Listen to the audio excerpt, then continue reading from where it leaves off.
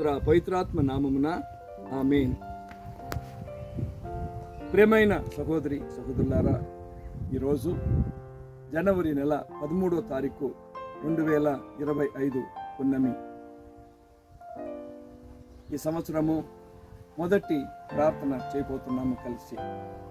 హల్లెలూయా. ప్రసంగి పుస్తకము 3వ అధ్యాయము 1వ వచనము. ప్రతిదానికి సమయం కలదు.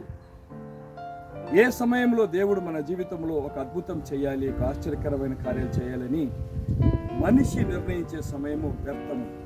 దేవుడు నిర్ణయించే సమయమే ఆశీర్వాదము.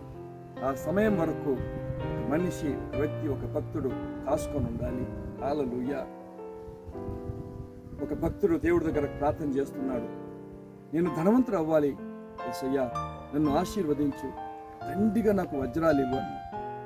దేవుడు సరేనైనా ఉదయకాలము 6 గంటలకంతా ఈ చోటుకు రా అన్నాడు. రాత్రంతా భక్తుడికి నిద్ర రాలే. ఉదయకాలం 4 గంటలకంతా లేచాడు. ఆ భక్తుడు పరిగెత్తుకుంటే స్థలంలో కూర్చున్నాడు. చీకటి. తన చేతికి దొరికిన చిన్న చిన్న రాళ్ళు ఎత్తుకొని పక్కన ఉంటున్న గుట్టలో ఒకటి తర్వాత ఒకటి విసురుతా ఉన్నాడు.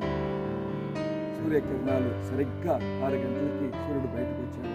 ఆ కిరణాలు తాకుతా ఉంటే ఆయన చేతిలో ఉంటున్న ఆఖరి వజ్రం రాయిని కూడా ఆ గుట్టలో తిరిగేస్తున్నాడు. హల్లెలూయా, హల్లెలూయా. దేవుడు అన్నాడు, 6 గంటలకు రా. వెళ్ళుంటే ఆయన చేసిన మనవి నెరవేర్చబడింది. సమయం ముందుగానే ఆయన పరిగెత్తుకొని నెరవేర్చబడాలని కోరిన ప్రార్థన ఆయనకి అది ఆశీర్వాదం కాలేదు.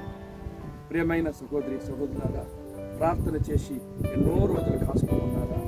ఈరోజు ఆశీర్వాదమైన రోజుగా ఉండొచ్చు. ప్రార్థిస్తాము. దేవుడు మనల్ని ఆశీర్వదించే దేవుడుగా ఉన్నారు. హల్లెలూయా, ఆమేన్.